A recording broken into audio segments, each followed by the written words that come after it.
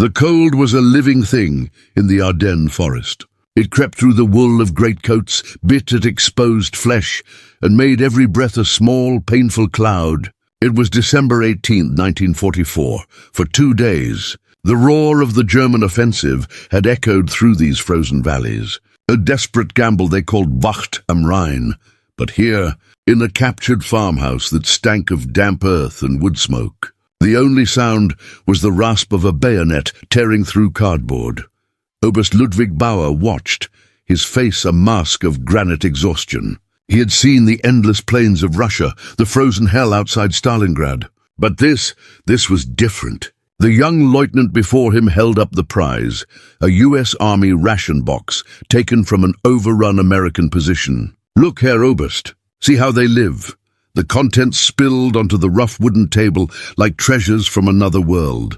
Tins of beef stew, thick and heavy, a solid bar of chocolate, packets of coffee, real coffee, a full carton of cigarettes, even a small, frivolous tin of candies. It was a display of abundance so staggering it was almost obscene.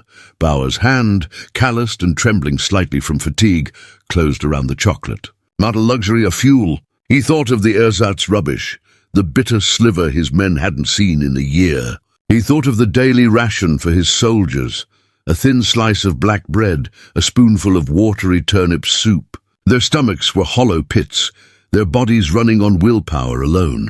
They advanced on empty calories and fanatical faith, but this box spoke of a different kind of war. It wasn't about willpower. It was about something far more terrifying, inevitability. Each tin of meat, each bar of chocolate was a bullet fired from a factory an ocean away, a testament to a production capacity that Germany could no longer even dream of. The lieutenant saw a feast. Bauer saw the end of the war. The young officer grinned, holding up a packet of Chesterfields. They are like children, these Americans. They need their treats to fight. Bauer's eyes swept the room, meeting the gaunt, eager faces of his command staff. They saw spoils of war. He saw the truth. His men, the finest soldiers in the world, were starving ghosts attacking a giant made of steel and full stomachs. The Sherman tanks could be beaten with a Panzerfaust. The artillery barrages could be survived in a deep hole. But how do you defeat an enemy whose greatest advantage is not a weapon, but breakfast? How do you convince a man to charge a machine gun nest when he knows the man inside it has just eaten a hot meal, while he himself has not had a full ration in a week? The shock wasn't in the capture of the box. The shock was in the realization of what it meant. The enemy wasn't just well-equipped. He was well-fed. And in the frozen hell of the Ardennes, that was a tactical advantage more powerful than any bomb.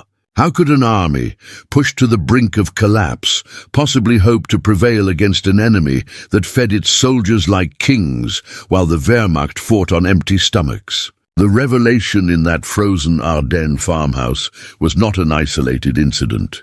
It was the culmination of a fundamental truth as old as warfare itself. Centuries before the 1st Panzer Division rolled into Poland, Napoleon Bonaparte had distilled the essence of military victory into a single, brutal phrase: an army marches on its stomach. It is a truth that transcends tactics and weaponry. A soldier is not a machine. He is a man, and a man, when his belly is empty, cannot fight. He can only endure. By the winter of 1944, the German war machine was starving. This was not a sudden catastrophe, but the inevitable result of a logistical philosophy stretched to the breaking point. The German approach to supply was one of precision and scarcity, a system designed for short, decisive campaigns. The Blitzkrieg. It was efficient, lean, and brilliant. So long as the war was over in weeks, it prioritized bullets over bread, fuel over food. The standard German Feld ration was a masterpiece of minimalism. Hardtack, canned meat, ersatz coffee. It was calculated for survival, not for strength. The entire system was built on the assumption that they would be feeding from captured enemy stores, living off the land they conquered. But the land had run out. The world was too large, the war too long. Across the Atlantic, a different monster was stirring. The American logistical philosophy was not born of efficiency, but of abundance. It was not a scalpel but a tidal wave. Even before the attack on Pearl Harbor dragged the United States into the global conflict, its industrial and agricultural output was staggering. While German factories retooled for complex Tiger tanks, American factories churned out millions of simple, reliable trucks, the famed deuce and a half, that would become the true arteries of victory. The American military mindset viewed the soldier not just as a fighter, but as a consumer. His morale, his physical endurance, was a national resource to be protected and maximized.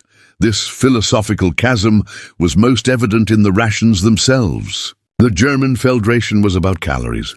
The American ration was about a concept the Germans had long forgotten: quality of life. The U.S. Army's C ration wasn't just food. It was a psychological package. The inclusion of cigarettes, coffee, and candy was not an indulgence. It was a deliberate tool to maintain a sense of normality, a connection to home, a small comfort in the hell of combat. It was the difference between sustaining a body and fueling a human being. The scale was unimaginable to the German mind. American supply chains reached across thousands of miles of ocean, delivering not just the tools of war, but the taste of peace. In 1941, as German armies stood triumphant from the English Channel to the gates of Moscow, such comparisons would have seemed ludicrous. Their system had conquered Europe. The idea that a nation of shopkeepers and farmers could outproduce, outsupply, and outfeed the master race was the stuff of fantasy. German commanders, schooled in the art of maneuver and encirclement, looked at maps and saw divisions and terrain. They did not see the endless convoys of liberty ships, the mountains of canned fruit, the oceans of fuel that would soon wash over their battlefields. They had mastered the art of the battle, but they were about to be crushed by the science of logistics. They had measured their enemy's divisions, but they had never thought to count his calories. But in 1941, no German commander, no matter how prescient, could possibly have imagined the rations they would one day see. For the German soldier, the gnawing hunger was a constant companion, a second enemy that followed him from the steppes of Russia to the forests of France. The official ration, the Feld portion, was a study in grim necessity. Its cornerstone was bread, a dense, dark loaf, heavy with sawdust and potato flour, distributed in careful, inadequate slices. It was accompanied by a smear of margarine, a sliver of sausage that was more filler than meat, and the bitter, acrid taste of Ersatzkaffee, a brew made from roasted barley, chicory and acorns that bore no resemblance to real coffee. This was not a meal. It was a fuel stop. As the war dragged into 1944, this meager allotment shrank further. The once reliable supply trains were shredded by Allied air superiority. The Eastern Front consumed men and material at an insatiable rate. What little reached the frontline soldier in the West was often spoiled or frozen. A typical day's sustenance might consist of a thin potato soup, a single kartoffel, and the ever-present black bread. Meat became a phantom memory. When it appeared, it was often stringy horsemeat or canned flesh conserve of dubious origin. Calories were counted not for energy, but for survival. The body consumed itself, cheeks hollowed, uniforms hung loosely on frames growing weaker by the week. This systemic starvation bred a desperate pragmatism. The German soldier became a scavenger. He learned to live off the land he occupied, a practice that blurred the line between foraging and plunder. Chicken coops were raided, cellars emptied, local livestock requisitioned. This was not born of malice, but of a basic animal need to fill a void that the Reich could no longer fill.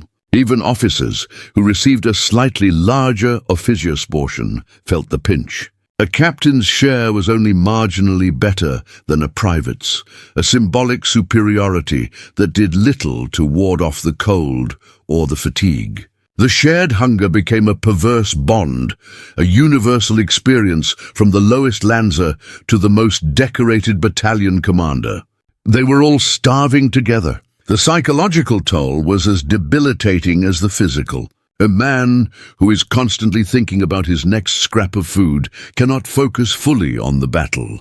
Morale, that intangible force so prized by the German High Command, crumbled not under artillery fire, but under the relentless pressure of an empty stomach. The fight became less about ideology and more about the hope of capturing an Allied supply dump where real food might be found. The ration was functional.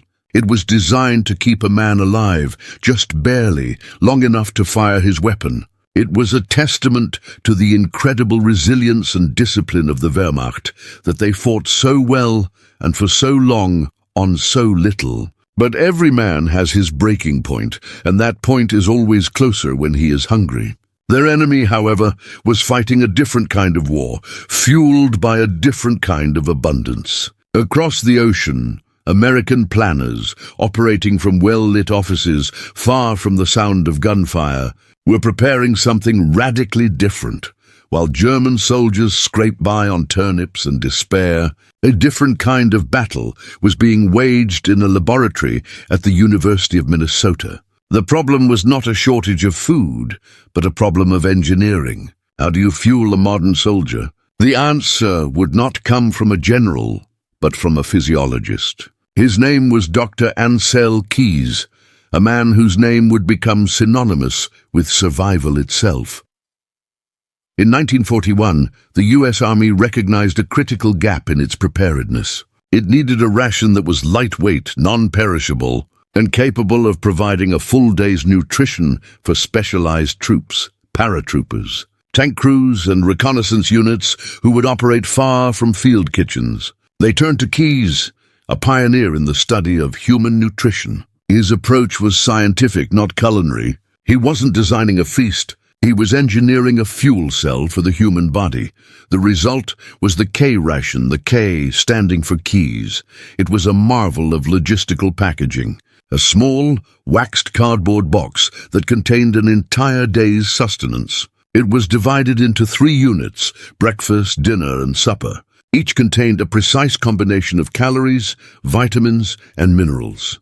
There was a small can of processed meat, pork or beef, hard biscuits that could survive a tank track, a bar of concentrated chocolate for instant energy, a packet of powdered coffee or lemonade, and a few crucial luxuries, chewing gum, a few cigarettes, and even a square of toilet paper. It was dense, compact, and utterly utilitarian, but within its clinical design lay a profound understanding of the psychology of combat. The chocolate was not just sugar. It was a morale booster, a quick hit of energy and comfort during a lull in fighting. The cigarettes were a currency and a moment of forced calm. The gum was for dry mouths and frayed nerves. Dr. Keys had created more than just a collection of nutrients. He had created a portable piece of American life. It was balanced, vitamin-fortified, and designed to keep a soldier not just alive, but alert and effective for 24 hours under extreme duress. It was the antithesis of the German system, a pre-planned, scientifically backed guarantee of sustenance, where every calorie was accounted for and every component had a purpose. The K-ration and its heavier cousin, the C-ration, would become a symbol of American industrial ingenuity applied to the most basic human need. They rolled off production lines by the millions, identical boxes containing identical hope.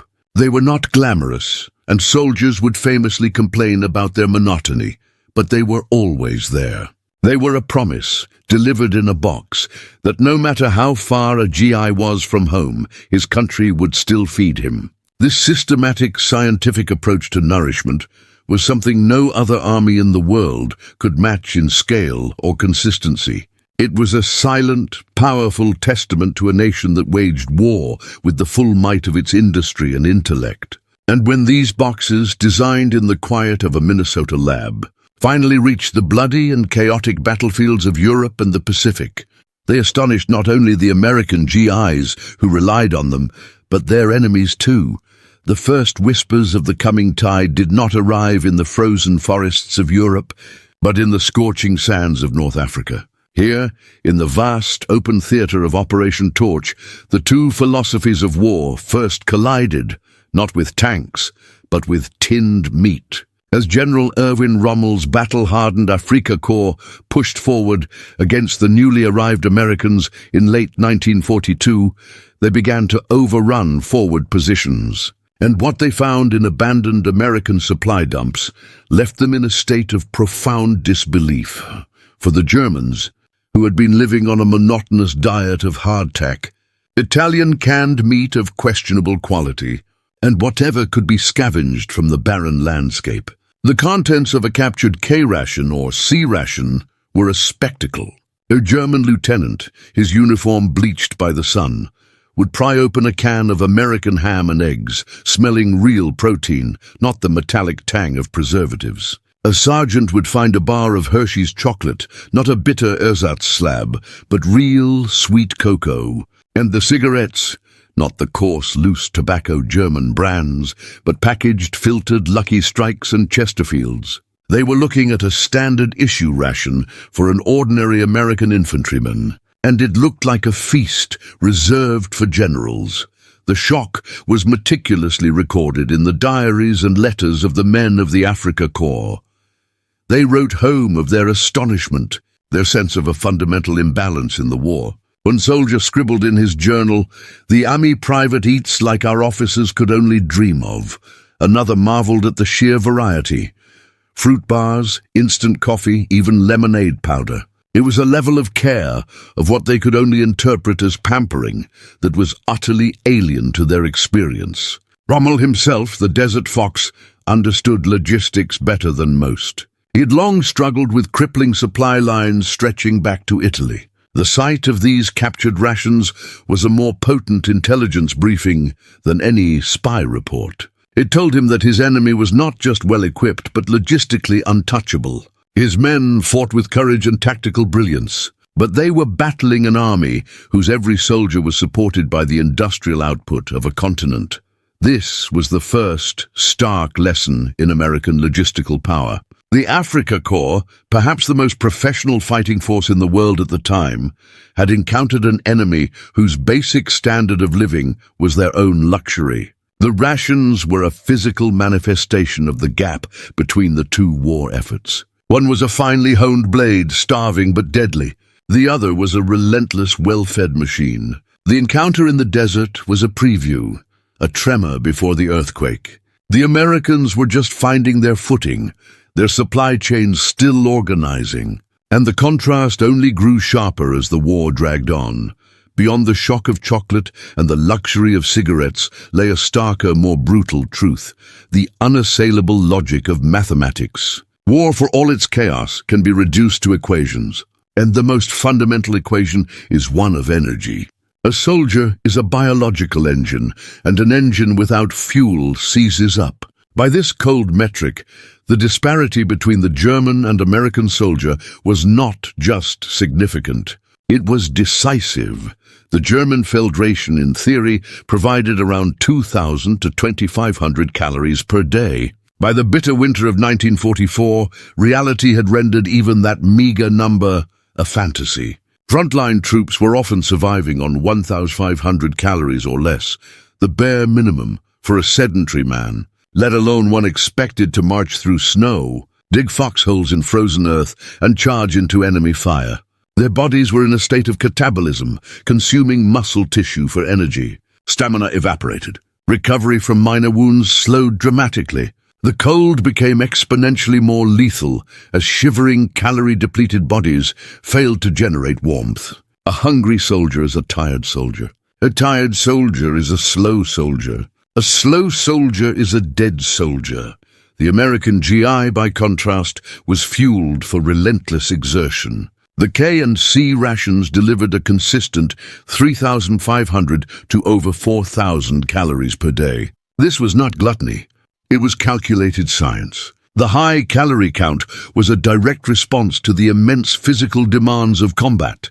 The weight of a pack, the strain of a long march, the adrenaline-fueled burst of an assault. This caloric surplus meant endurance. It meant a soldier could fight all day, stand watch all night, and still have the reserves to do it again the next day. It meant faster healing, sharper reflexes, and a stronger immune system to fight off infection in filthy trench conditions. On the ground, this caloric divide translated into a tangible tactical advantage.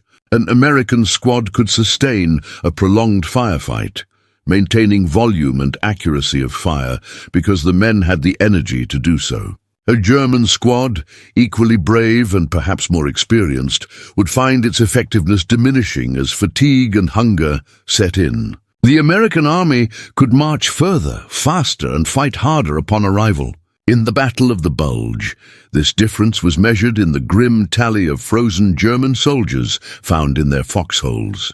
Too weak and cold to retreat, while American units, though battered, managed complex withdrawals and counterattacks. A bullet kills a man, but starvation kills an army.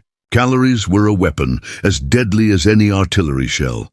This was the arithmetic of attrition, and America was winning it effortlessly. The ability to deliver over 4,000 calories a day to millions of men across 2 oceans was a logistical feat beyond the comprehension of the German High Command. It was a silent, constant bombardment of nourishment that broke the enemy's body and spirit as effectively as any bombing campaign. But rations were more than just food. They were a symbol of America's industrial might. The small, waxed cardboard box of an American ration was a microcosm of a nation unleashed. It did not originate in a quartermaster's depot, but in the endless amber waves of grain in Kansas, the sprawling stockyards of Chicago, the automated canneries of California, and the humming assembly lines of Detroit. While Germany waged war by stripping conquered nations bare, America waged war by harnessing the most productive agricultural and industrial machine the world had ever seen. This was the true engine behind the calories, a peaceful giant stirred to wrath. In America, there was no need for rationing on the home front to the brutal extent seen in Europe. Farms, powered by new machinery and a relentless work ethic, produced surplus. That surplus was systematically transformed into fuel for victory. Meatpacking plants worked round the clock, turning out millions of tins of Spam and ham. Bakeries produced hardtack biscuits on an industrial scale. Factories that once bottled soda now filled cans with soluble coffee. The humble Hershey's chocolate bar became a military staple, rolling off conveyor belts by the billion. This was not a strained economy. It was an economy supercharged, proving that the true arsenal of democracy was not just its weapons plants, but its bakeries, its canneries, and its farms. Germany's situation was a mirror opposite. The British naval blockade strangled its access to external resources. Its own farmland was insufficient. The Reich's entire logistical strategy became a parasitic one, reliant on plundering the harvests of Ukraine and the factories of France. This was a fragile, desperate system. Partisan activity disrupted supply trains. The lands they occupied were often resentful and uncooperative. Every can of meat, every sack of flour had to be taken by force, at a cost. German industry, brilliant at producing complex, quality weapons like the Tiger tank, was ill-suited for the mass production of simple, abundant goods. They could build a masterpiece, but they couldn't can 1,000,000 meals a day. This fundamental difference defined the character of the two war efforts. America fought a war of abundance. Germany fought a war of scarcity. The American GI's full stomach was a direct product of his nation's peaceful prosperity, now converted to military purpose. The German soldier's empty one was the product of a war economy built on conquest and theft, now collapsing under its own unsustainable weight. The ration box was a testament to a system that could produce without plunder, that could fuel its army without starving its people. It was the product of freedom's productivity. And soon, German commanders, staring at those captured rations, realized they weren't just fighting soldiers. The true power of the American ration was not merely physical, it was psychological. A bullet can kill a man, but despair can kill an army's will to fight. For the German soldier, the captured K-ration was not just a meal. It was a devastating piece of propaganda, more effective than any leaflet dropped from an Allied plane. It was tangible, irrefutable evidence of a truth the Reich had tried to hide. They were not just outgunned. They were outdated, outproduced, and living in a different, grimmer reality. Imagine the scene: a weary German veteran, his own stomach tight with hunger, examining the contents of a dead American's pack. He finds chocolate, real coffee, white bread, and clean cigarettes. His mind does not just register food. It makes a brutal calculation. If this is what they give to every common soldier, what must their factories be like? If they can afford to ship such luxuries across an ocean, what must their fuel reserves be? And most devastatingly, if the enemy's prisoners eat better than my family back in Hamburg, what chance do we possibly have? This realization was a corrosive acid eating away at the foundations of morale. The Nazi ideology preached willpower over material, the triumph of the spirit. But no amount of spirit could fill an empty stomach or ignore the sight of an enemy who lacked for nothing. This disparity became a silent conversation on the front lines. German soldiers who had faced the Americans would talk, their whispers spreading through the ranks faster than any official communique. "The Amis have butter," they'd say, a simple statement loaded with meaning. In the Germany, where margarine was a prized commodity, butter was a symbol of a peacetime prosperity they could barely remember. The ration box became a symbol of American invincibility. How do you defeat an enemy who is not only better equipped but better fed, from a nation untouched by the war's devastation? The fight began to feel less like a battle for victory and more like a slow, hungry march toward an inevitable conclusion. For the German High Command, this was an insidious threat they had no answer for. They could counter enemy tactics, they could build better tanks, but they could not magic millions of tons of food into existence. The enemy's greatest weapon was not the Sherman tank or the P-51 Mustang. It was the simple, crushing demonstration of abundance contained in a small cardboard box. It was proof that the war was already lost, not on the battlefield, but in the factories and farms an ocean away. The will to resist crumbled not under shellfire, but under the weight of this undeniable truth. And after the war, long after the guns fell silent, the memory of those boxes, a symbol of a world they could not compete with, still haunted veterans. The end of the war in Europe, in May of 1945, did not bring salvation. For millions of Germans, it merely exchanged one form of deprivation for another. For the soldiers of the Wehrmacht, now prisoners of war, the journey into captivity was a journey into a bewildering new world. Many, especially those captured by the Americans, were shipped to POW camps in the United States. And there, in the heartland of their former enemy, they encountered a final, profound irony. They ate better as prisoners than they had as soldiers of the Third Reich. The meals provided in these camps were simple, but they were consistent, nutritionally sound, and abundant by the standards they had known. For the first time in years, they knew where their next meal was coming from. The gnawing hunger that had been their constant companion for the duration of the war finally ceased. This was a psychological shock as deep as any combat experience. The enemy they had been taught to despise was now feeding them, and feeding them well. The very rations they had once captured as curiosities were now their daily sustenance. The chocolate, the coffee, the white bread, these symbols of American excess became the staples of their survival. The propaganda of the full stomach had reached its ultimate, undeniable conclusion. But this bitter lesson in abundance was temporary. When these men were eventually repatriated to a shattered Germany, they returned to a landscape of utter ruin. Their cities were piles of rubble. Their economy was non-existent. The rationing they faced now, under Allied occupation, was often even more severe than during the war. The memory of their time in America became a haunting, painful ghost. They had tasted a world of plenty, only to be thrown back into a world of ash and hunger. The chocolate bar from a captured K-ration was no longer just a symbol of enemy wealth. It was a memory of a full belly, a stark contrast to the grim reality of rebuilding a broken nation. This experience created a deep, complex legacy. For a generation of Germans, American food, spam, powdered eggs, coffee, was not just aid. It was a lifeline, but also a reminder of total defeat. It was the fuel of the conqueror, now shared with the conquered. The simple box of rations had proven to be a more powerful ambassador than any diplomat. It had demonstrated in the most visceral way possible the yawning gap between the two societies. The war had been won not just by generals and soldiers, but by farmers and factory workers. The legacy was one of undeniable material fact. A system based on freedom and productivity had overwhelmed one built on conquest and scarcity. The question now was what would grow from the ashes. What legacy did a simple box of rations leave behind? The legacy of the K-ration and the vast American logistical machine it represented extends far beyond the battlefields of World War II.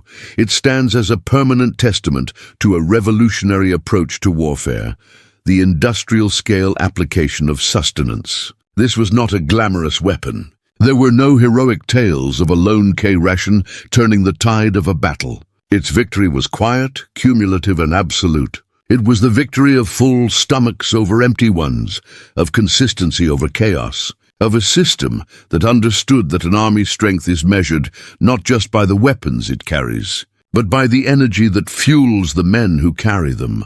The war proved that technological superiority meant little if the soldier operating the technology was weak from hunger. The might of a Tiger tank was nullified if its crew lacked the stamina for prolonged combat. American strategy, often criticized for its reliance on brute material force, had uncovered a profound truth. In modern, industrial-age warfare, logistics are strategy. The ability to project power globally is dependent on the ability to supply that power relentlessly. The humble ration box was the most fundamental link in that chain. It was the product of a society that had mastered mass production and applied it not just to bullets, but to bread, not just to tanks, but to tinned meat. This was America's unique genius, turning the entirety of its peaceful economy into an engine of war. The broader lesson is universal and timeless. Victory is forged as much in the factories and on the farms as it is on the front lines. It's a lesson about resilience, preparation, and the hidden strength of a society built on abundance and innovation. The K-ration symbolizes that true power lies in the capacity to endure, to outlast, and to sustain. It's a lesson for nations and individuals alike, that the deepest strength is often found not in the spectacular, but in the systematic. Not in the single heroic act, but in the unwavering, daily provision of what is necessary to persevere. For those German commanders in the Ardennes forest, holding that captured box, the revelation was immediate and chilling. The tins of meat and bars of chocolate were not merely supplies. They were a crystal ball. They revealed that they were not just fighting soldiers, but a society that could outfeed, outlast, and outfight them. They had dedicated their lives to the art of war, but they were defeated by the science of supply. In the end, the most powerful weapon was not a gun or a tank. It was a full stomach, delivered by a nation that understood that to win a war, you must first feed your army.